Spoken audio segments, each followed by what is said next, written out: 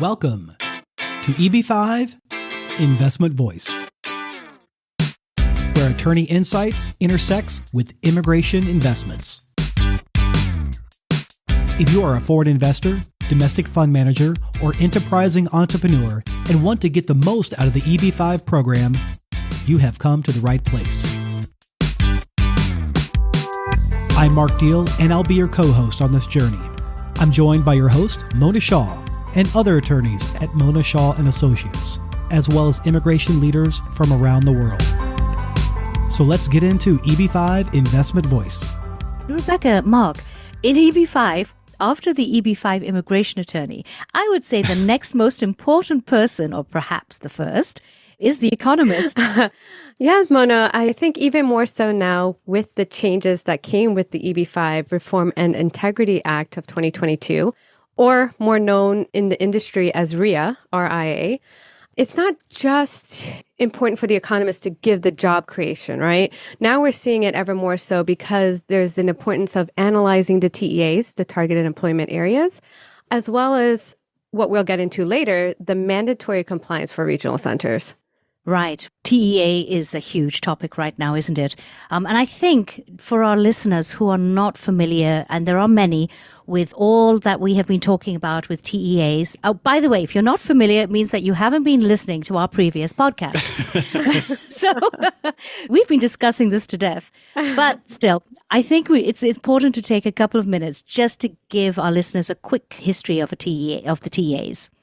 Under the old law, and when I say old law, I mean what was enacted in 1990, previous to RIA, which was enacted last year in March of 2022. So there was quite a few years.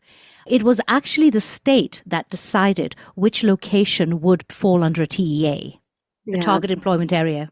It's never changing, but Mona, you were part of one of the first regional centers in New York that was able to qualify under a TEA, right? I was. That actually was New York City, and it was back in, 2007, and it was the Brooklyn Navy Yard. And at that time, the only RFE we got back from USAS was who is going to decide where the TEA is. And at that time, it was Governor Patterson, who was the governor of New York, and he made a decision that it was going to be the Economic Development Council. But Rebecca, it wasn't the Economic Development Council everywhere, was it? No, it was state by state. Some had the economic development, the department that gave the TEA, or some you had to go, remember in Texas, we had to go to the governor at times to get a TEA. So it was easy in certain places like New York, Florida. California, for instance, was hard because you had to get 12 census tracts only, right? We're talking about only 12 census tracts. Compare that to New York, where we had 40. So there was a lot of gerrymandering, and that really was one of the driving forces for Senator Grassley and Leahy, who spearheaded the RIA and who made it very difficult to get a TEA. And now we're at a situation where it's USCIS who decides what a TEA is. And who helps us? Well, it's our good old economist. Yes. And so we are seeing some changes. And so we have today with us a well-known EB5 economic consulting firm, Vermilion. We want to say welcome to Chris Atteberry and Ian Perry. Hey, Rebecca, it's great to be here. Yeah, thank you both for joining. Chris Atteberry is one of the founding partners of Vermilion Consulting. He's a seasoned leader with a rich background in military service. A retired Air Force colonel, Chris has experience in business development, mathematical modeling, and disaster relief. His distinguished career spans roles from a B-1B bomber pilot to deputy director for humanitarian assistance. Today, he leverages extensive experience to drive success at Vermilion Consulting. And joining him as co-pilot is Ian Perry. He's a managing partner of Vermilion Consulting and brings his expertise as an economic analysis. With a focus on EB5 compliant analysis and business plans, Ian has facilitated over $1 billion, billion with a B, in EB5 capital for diverse projects. Together, they steer Vermilion Consulting. Armed with decades of proven experience, their keen economic acumen is a formidable asset to any EB5 project that is looking for competitive clarity, economic enlightenment, and is focused on actionable achievements. Gentlemen, welcome to the show. Thanks for having us. Thanks, Mark. Good to meet you. And Mona, I should have said hi to you earlier, too. It's great to talk to you. Great. All right, we now know, because of the new law, why TEA is so important. We're not going to get into set-asides and the amount being 800 or a million. We just know that that's very, very important, especially for anybody who's from one of the backlog countries like India or China. I'm going to ask you guys, first of all, the TEA, were you, first of all, inundated when the changes first happened from people who are asking you, what is a TEA, what is not a TEA? It wasn't just RIA. This all goes back to when the program sunsetted, and we had all these different ideas that congressional staffers were kicking around. And we had clients calling us every time somebody came up with a new idea about how to designate a TEA. Clients would say, okay, can you run this one for us? Just hypothetically, would our project work under this particular brainchild or that brainchild? And yeah, it went on and on. And finally, when RIA came into play, and honestly, this still hasn't really put the whole issue to bed because we still need to wait for USCIS to issue the regulation. But at least the law makes it pretty clear now what a TEA is supposed to look like. And yes, it's been quite busy. Ian? Yeah, we've been very busy, especially with the new data getting released next month. We've got a bit of a queue going, waiting for more and more projects to come in and ask us to update their TEA letters. But looking forward to getting all that out of the way and just staying busy in the meantime. Well, I think we're guilty of keeping you guys busy because we have a lot of last minute stuff in. But the last minute stuff is something we really wanted to discuss here because we are seeing the end of what's called the COVID effect. We would love to hear your opinions as to why what Senator Grassley and Senator Leahy worked so hard for, which was to eliminate big cities like New York City, why that is still a TEA. A lot of New York is still a TEA. So a TEA's qualifying threshold is 150% of the national average, which means that in order for a census tract to qualify, its unemployment needed to increase faster than the national average did. And it seems like big cities, anecdotally at least, were hit harder than rural areas. I believe that may have had something to do with the generous unemployment policies that more urban areas tended to have, or more liberal states, if you will, since unemployment tends to be at a state level rather than a city level. New York City really had a bad time during COVID, and I think the unemployment level was really high. Absolutely. So New York in particular got hit really hard and their unemployment skyrocketed. And so some areas that pre-COVID may not have qualified because their unemployment was still below the national average, then did qualify with COVID. And over the last year or two, we've seen the unemployment start to gradually come back down to pre-COVID levels. So the new data that's going to be released on December 7th by the Census Bureau is the 2022 ACS data. So we're going to start to see the unemployment levels overall start to come back down to the normal 3 to 5% level. Do you think you're going to see that everywhere, Ian? Or is it going to are you going to see that in New York City first and then it'll slowly hit other cities? How fast do you think? I mean, we're only at the recording of this, we're only a few weeks away from December 7th. Do you think it's going to hit strong in all these or these COVID data? Are we going to see a major change as of December 7th? It's hard to say exactly what the data will look like, really impossible to say because there are no periodic updates between data releases from the Census Bureau. So the last data release was in December last year, and that was the 2021 data. With this 2022 data that's going to come out, ACS is kind of a black box. We don't really know how they calculate it or how they come to their numbers, but that's what we have and that's what we use. In general, cities tend to have, and more urban areas tend to have higher unemployment than rural areas anyway, and definitely higher than more suburban areas. New York City just has a higher chance of continuing to qualify, not as a whole, but in their specific pockets of census tracts.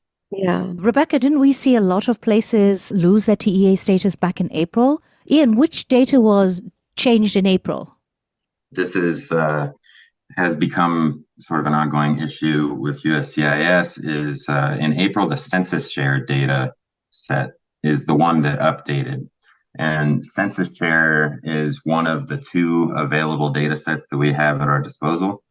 Census share is created by us economists and using the prescribed methodology from the Bureau of Labor Statistics in order to take the ACS data, which is published at a census tract level, and combine it with the more up-to-date LAUS data, which comes from the Bureau of Labor Statistics. So what happened in April is the LAUS data, which is published at a county level, was released for 2022. We were able to combine that with the 2021 ACS data at the census tract level in order to come up with census tract level data for 2022.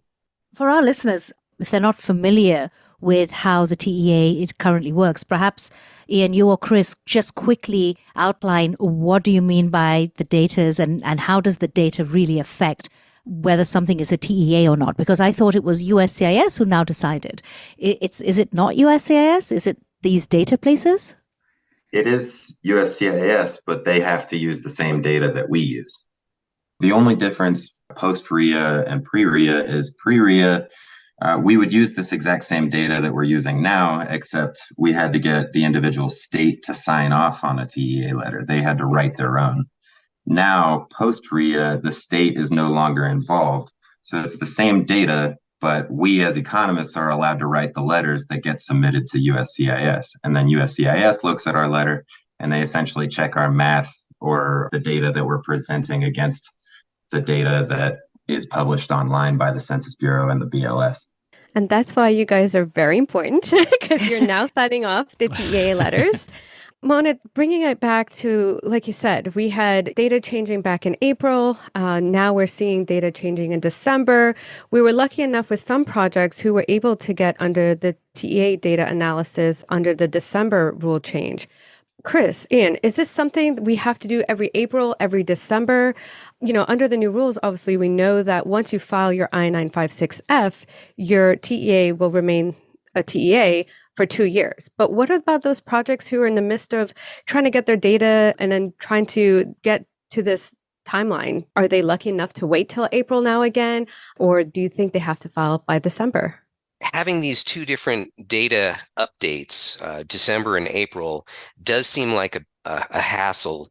And I know a lot of people feel that way, but it's actually a good thing because it represents the fact that there are two data sets that we can use now.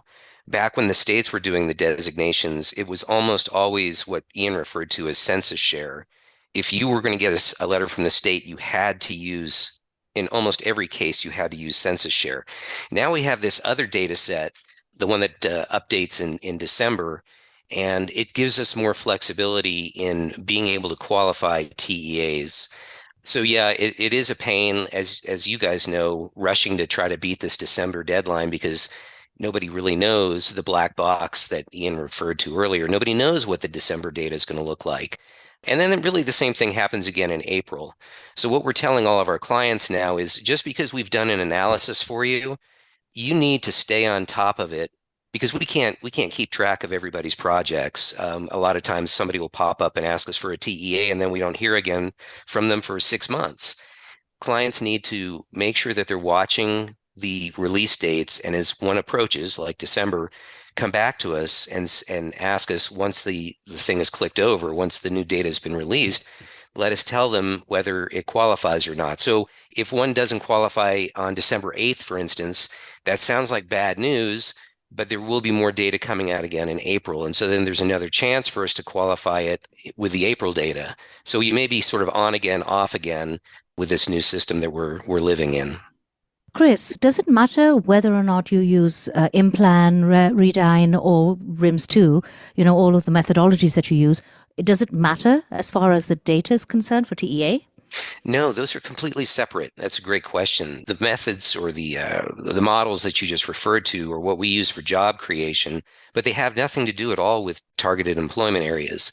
The TEA data comes from the Census Bureau in December and from the Bureau of Labor Statistics in April. So there's no connection at all with the different RIMS, Implan, Redine, and TEAs.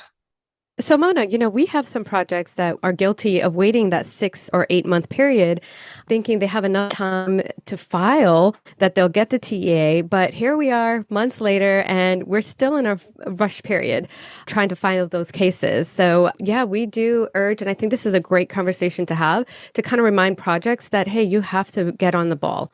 Because if you don't, you could potentially lose out on that TEA. Right. I totally agree. I'm going to ask Ian and Chris, is there any alternative or legitimate data sources that could be used if these projects do miss the TEA? Not really. Again, referring back to the pre-RIA days, many of the states had their own data sets that they generated internally. Other states actually used the Census Bureau information that we use. But now, post-RIA, since so few projects have actually been approved, we have very little data right now about what USCIS is accepting and what they're not accepting. And so in conjunction with our peer economists, there are several other firms that we speak to on a regular basis because we want to make sure we're all on the same page. We are all using just the two data sets that we've referred to. And so if a client gets bad news about a data set 1, then we will run the TEA with data set 2. But if that's bad news also, unfortunately, that's kind of the end of the road. Well, we haven't seen any adjudications as yet relating to this. We haven't heard from many of our colleagues of anyone getting challenged by USCIS. I think it's too early to see. But even if they did challenge you, what would they challenge you on? Well, there has actually been a challenge recently, and I won't go into specifics of who and what and why. But the census share methodology has come under fire in Annoyed. The gist of it is that a little history here. When the program sunsetted, USCIS had to reassign many of its people to other departments and other branches of the government, other parts of the executive branch. And a lot of collective corporate experience was lost. That's a nice way of putting it. I think we would use stronger language. And we have too, but I'm going to be polite here. They had to hire a bunch of new people, and the new people have no historical background, and they don't understand that the census share methodology has been around for decades. And it was actually the method that is held up by the Bureau of Labor Statistics as the most accurate one to use. It's got its problems, but it's still a perfectly good methodology. And like I said, it's been around for a long time. It's coming under fire because mathematically it's a little bit more complicated than the other data set.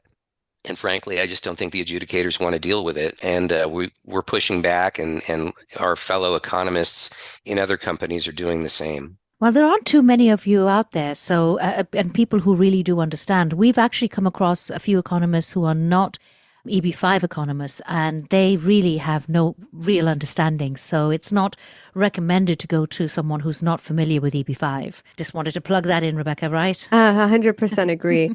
I want to ask, what about, we do this as well. There are online TEA maps. How accurate are those? Are those good to just get a preliminary knowledge of whether or not it's a TEA or a rural area? How do you guys feel about those maps that are out there? And before you answer that, I do want to tell you that we have taken several addresses and we've gone to maps and got different results. Mm-hmm. They have not been consistent. A lot of times with those free websites or free maps that you find online, they're not necessarily the most up-to-date. There's no real accountability in those, so there's no way of knowing if they're actually using the proper methodology anyway. You mean that if they get it wrong, we can't sue them? Whereas if we retain you and you get it wrong, we can sue you.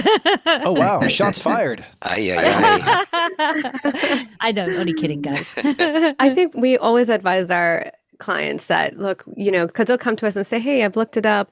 It's a TEA. And we're saying, well, let's wait a second. We always come to you guys. We get a report done to be absolutely sure it is a TEA. Absolutely. And before you put in millions, hundreds of thousands of dollars, you do want to make sure it is actually a TEA. And again, Rebecca, why is it so important to be a TEA now? And we're not just talking about the $250,000 difference. Yeah, well, it's because of the set-asides. And that's going to be very, very important for those who are Indian-born, China-born, who are in backlog under the old program. So having a TEA project, because they're part of the set-aside, you can now kind of jump the line and have a visa available and ready to get a green card. Which brings us to my questions to Ian and Chris on rural data, because rural locations were given a higher set aside than TEA, and yet we are seeing a lot less rural projects. So I don't know, Chris, Ian, if you are seeing the same. Anyway, let me ask you something. Just like the TEA locations change with the data, is there any data set there which will take a project away from rural? The rural qualification has two components. The first one is that the project needs to sit in a county that is outside of a metropolitan statistical area. It can sit in a micropolitan statistical area. So metro is bad for rural, micro is good. Sorry, Ian, can you translate that into English? Sure, yes. The abbreviation MSA is usually what gets thrown around, but since they're both MSA, we have to specify metro versus micro. That qualification is published by the Office of Management and Budget. That is changed up periodically. It hasn't been a regular publication. So the most recent one happened this year in 2023. The MSAs got updated. And when they did that, only a couple dozen or so counties changed their metro micro status, where some counties may have moved from micro to metro and some counties may have moved from metro to micro. But overall, they're mostly the same as they were previously. Before that, the last publications of a list of counties in their MSAs was 2020, and before that it was 2018 and 2017 and 2015 and 2013. So it's not at any regular interval. It's just something we have to keep an eye on. I did mention there are two components, though. The second component will not change until 2030, because the second component is based on the population of the town that the project is in. And that population has to be less than 20,000 people as specified by the most recent decennial census. Rebecca, you were right. Rebecca always believes that the rural TEA designations, or rather the rural designations, is less volatile. Yes. It is. It doesn't change every year. The population changes once every 10 years, and the MSAs can change every couple years or so, but not with any regularity. Yeah, that's why rural is popular. But again, we don't see as many rural projects as we have seen the TEA projects. We have a large cross-section of clients, and actually we are seeing lots of rural. In fact, people will pursue rural, and if they don't find that their project is in a rural location, sometimes they don't even want us to check to see if it's in a high unemployment TEA because of the set-aside business that Rebecca was talking about. Yeah, I think we do have more urban clients, Rebecca. That's why we don't see as much rural. Yes. Although lately we are seeing more ski resort type projects. And those are generally in rural areas. So that's Well, you can't go wrong with a ski resort. Exactly. That's where the money is. And you want your project to be successful. And in order to be successful in a rural area, there has to be money there. Right. Yeah. That is definitely not what Grassley and Leahy wanted to see happen. That's right. Yeah, they wanted the real, true rural areas. Mm-hmm. But Mona, like we were talking about, you and I we were having a conversation on remote workers. And Ian, Chris, we wanted to know, moving away from the TEA, now going into actual job creation. With COVID happening, we are seeing a lot of remote or hybrid workers. Does this have an effect on job creation when it comes to the regional center? This one's tricky because it really is a gray area, and it is different from project to project. So I know of two projects that have very different outcomes with this question. These are both regional center projects, not direct investor. Mm-hmm. There was one project many years ago that wanted to build a large commercial development in an urban area. And there was no way we could get the TEA to work, even using the old rules, which were much more permissive than what we would deal with now. We could have put together 40 tracts if we had wanted to, but we just couldn't get that tract to work. And so the client wanted it, and it was, I guess they were trying to do some problem solving. They said, well, what if we set up the construction trailer in the next census tract over. And because it was a rural, an urban environment, that just meant across the street. Across the street was a different tract. What if we set up our contractor facility over there? Could we count that as the TEA, as the place where the job creation was happening? And we advised them, no, there's really no way that you could convince USCIS that the jobs were being created in a trailer. The jobs are really being created on the job site, and there's just no way around it. So that's not really the same thing as remote workers, but it kind of heads in that direction. What if there are activities outside of the TEA? Can you count them? So in that case, we said no, and the client wasn't happy with the answer. And I don't know whatever happened with the project, but we were not involved in it anymore. A different example, a project that, and I don't remember if it was rural TEA or it was probably high unemployment, but it was a company that provided home healthcare services. And what they were going to do is they were going to use their EB5 capital to significantly increase their workforce, the nurses that would go out to homes throughout the region and provide the services that they provide. And in that case, we decided, we in conjunction with the client and USCIS eventually agreed that the job creation happened not in those individual homes where the home healthcare workers were going to go and help elderly people with their daily tasks, but rather that the job creation happened in the headquarters. Even though that's not where people were working, that was the sort of the nerve center, the brain of the operation, and that was the location where the TEA was pronounced. I find that interesting because, when you hear regional centers, you automatically think, well, you just have to take the expenditures, do the calculation, and you come up with a job number, right? But you never think about how it affects like where you're actually located, because they do ask you the location of the actual NCE, where's the JCE, where's the actual project happening.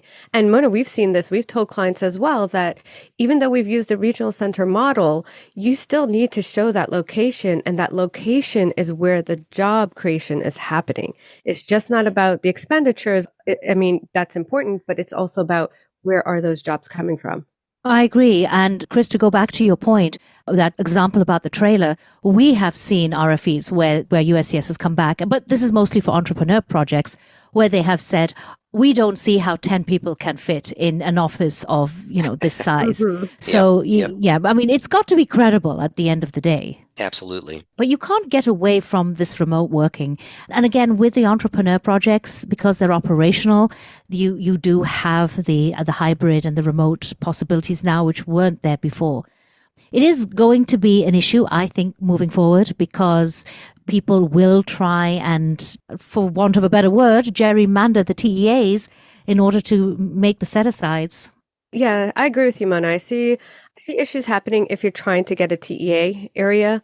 However, I don't see why it would affect those that are non-TEA or non-rural projects, because at the end of the day, you're not trying to get that lower amount. And so I feel like wherever you create the jobs, you've created jobs. Does it really need to be in that region per se? I think that's something I would make an argument for, but I definitely agree with you on the TEA. Rebecca, I think you're absolutely right. If we get away from the TEA altogether and we're just talking about the $1 million investments, then it shouldn't matter. And I don't remember ever hearing anyone worried that was going to be a problem with USCIS. Job creation is job creation. And if it's not, well, there is no TEA, so you can't say whether it's inside or outside. Exactly. Well, again, I just keep saying that the most important person after the immigration lawyer is the economist, because you're dealing with almost every aspect of these EB5 petitions. We're not going to go into 829s today, but there's a lot to discuss on that, because I know, Rebecca, you want to mention something which is an area you're dealing with right now. Oh, gosh. Yeah, there's so much with the I-829s. But before we get into that, as we have Chris and Ian here, we're now seeing economists coming in for the end of the year compliance. So the I-956G compliance, which used to be the I-924As, we're now seeing for regional centers, right? Yes, for regional centers, we're now seeing they're kind of, like someone said, it's almost filing a mini I-829. But Chris, Ian, you're also inundated with that as well because that is coming up. How are you guys handling it? Because it's per project as well, because the USCIS regulations or in the form itself specifically requests direct job creation for these NCEs. Yeah, so we think that's a little bit of an oversight. So we're not just reporting direct job creation for each project, we're reporting the total job creation, which includes indirect as well. And we're going to blast them with the information and they can decide what they actually want. But we are taking in requests to get these job calculations done. We're putting together an annual report, just like we did in previous years for the 924As, where the job creation in the fiscal year was required. Now they want the job creation from the project inception. So it's important that we get the actual expenditures and the actual revenue since the project started through September 30th, which is the end of the government fiscal year. Yeah, so it's a lot more work, I feel. I mean, we're lucky enough that we're in the beginning, and we thought, at first, only projects that maybe file under the new regulations. What we're doing is making sure we're filing for every project. So whether you filed under the old regulations or you filed under RIA 2022, we're telling everyone, if you didn't file an I-829, go ahead and get that jobs report. Yeah, and that's definitely what we're seeing with our other clients too. You guys are following along the same thought process, is that let's just be safe and qualify or report on all of the projects that are active. What Ian was talking about since inception is it's really important for regional centers to stay very closely tied with the developer and make sure that you're getting regular updates throughout the project's lifetime, because now you're not, you need to report on it every single year. And each time you get a data dump from your developer, you're adding more and more information that will eventually you're going to need for the 829 anyway. So these are mini 829s and they're good practice for the ultimate 829. One of the issues which came out of RIA was the fact that there had to be a certain percentage of direct jobs. And this really bothered everybody in the beginning because there were so many regional center projects, for example, condominium developments, etc., where there really was very few direct jobs.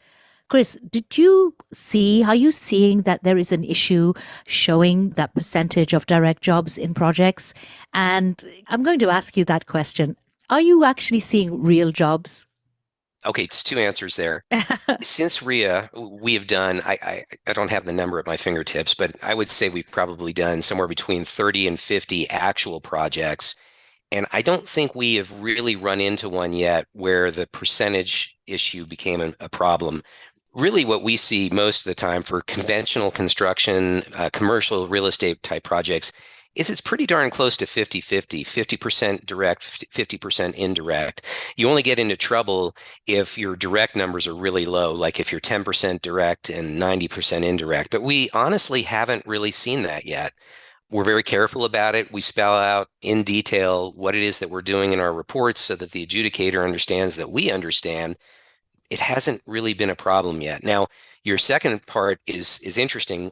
For us economists, we deal with models, and the numbers that come out of our models are not the kinds of jobs where you could go and walk into an office building and touch somebody on the nose and say, I see your number 125 in the direct column. These are just numbers. And because Congress wisely decided not to do away with economic modeling, we do things the way we did before RIA. These are not the kind of direct jobs that you would see in the entrepreneurial segment, the direct investors, where they actually go out, hire people, 10 people at a minimum, and then have to prove at the 829 that those 10 people were lawful U.S. citizens with all the documentation that needs to go with them. So I'm fudging a little bit on the second one. I don't want to say these aren't real jobs, but they're not jobs that you can go out and physically count. Yeah, that was one of the issues that Senator Grassley raised several times, that these aren't real jobs. But they really are, because there is an economic impact. It's just logical that there is. And I think the ability to be able to count that all those indirect jobs, whatever methodology you use, just shows just how many jobs this program does create. I agree. Very much so. Well, Chris, I found that really interesting. I thought it would have been harder to obtain, direct numbers versus indirect and induced jobs. There's so many more issues coming in as we discuss remote workers. Now we're getting into, is there gig economies with 1099 workers, all of that. So, Mona and I would love to have you, Ian, the team from Vermilion, back on for another episode. We'd certainly be happy to join you again, and that'll be an interesting discussion because we are seeing different types of projects post-RIA. A lot of the projects in the earlier phase were all commercial real estate before RIA was enacted, but we are seeing more unusual projects now, and so maybe we'll have more things to talk about on that topic next time. Great. Looking forward to it. Thank you so much for you coming on. It's been enlightening. Well, thank you too. It was a pleasure. Thanks for having us. Thank you for being with us today on EB5 Investment Voice.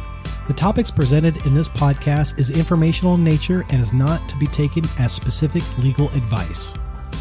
If you have questions on the topics presented in this episode or other investment immigration needs, please contact Mona Shah and Associates. Mona and her attorney staff can be reached at mshawlaw.com. That's mshawlaw.com. Make sure you don't miss our next episode focusing on a different aspect of the EB5 program by subscribing to the podcast. While you're at it, leave us a rating on iTunes. If you really found this episode valuable, share it with someone else that could benefit from this information. Until then, I'll see you on the next episode of EB5 Investment Voice.